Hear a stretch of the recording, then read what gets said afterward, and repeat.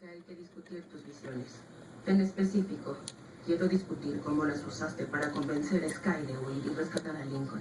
Yo no convencí a Sky. Solo le dije lo que iba a pasar. Fue peligroso. Una tontería y no pasará de nuevo. Desde ahora, cualquier decisión basada en tu poder la voy a tomar yo. Verás, ¿La militar es esa? pensarlo. No, es de la reina, la No del entiendes vecino por qué soleado. tú tendrías todo el control de las decisiones.